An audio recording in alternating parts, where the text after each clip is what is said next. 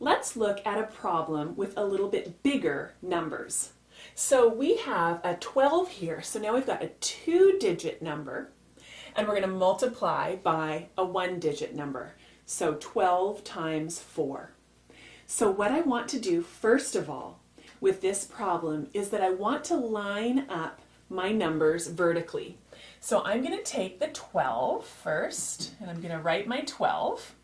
And then over here, I'm going to put the symbol of multiplication so that I remember that I'm working on a multiplication problem, and my line here. Now I want to make sure that I line up the digits that are in the ones place, lined up with one another. So in my 12, the 2 is in the ones place. And in my 4, the 4 is in the ones place. So I'm going to line up my 2 and the 4. First of all, I'm going to start by multiplying the 4 by the ones place of the 12. And so that's the 2. So I'm going to start out by multiplying 4 times 2, or 2 times 4. And I'm going to get the answer, my product of 8. And I'm going to put the product in the ones place right below the 2 and the 4 in my answer. So I want to make sure that the 8 goes here. 2 times 4 equals 8. Or 4 times 2 equals 8. Secondly, I want to multiply the 4 by the number that's in the tens place. And in this case, the number that's in the tens place of my 12 is the number 1. And so I'm going to multiply 4 times 1, or 1 times 4, and my product is 4. And so I'm going to place the 4 right here in the tens place of my answer.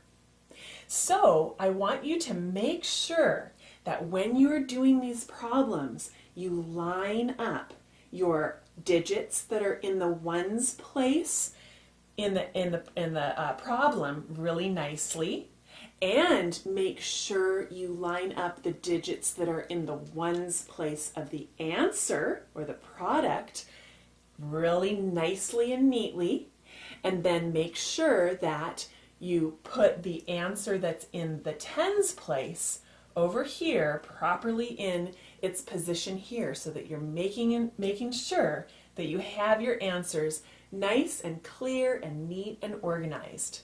So we can see that 12 times 4 equals 48. Let's look at one more example. This time we are going to multiply a 3-digit number by a 1-digit number.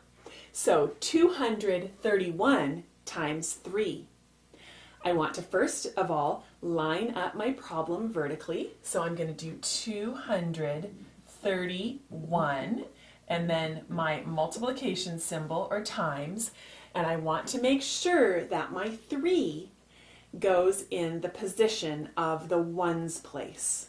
And so in my 231, this 1 is in the position of the ones place. And so I want to make sure that my 3 is lined up right underneath the 1. And then I get to work.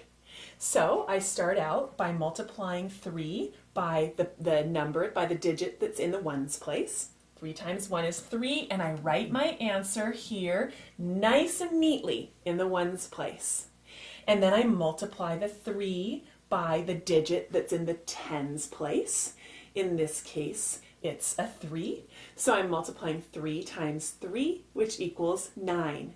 And I want to really neatly then write my 9 in the tens place of my answer. And then lastly, I move over to the left and I multiply my 3 by the digit that's in the hundreds place. And so in this example, it's a 2.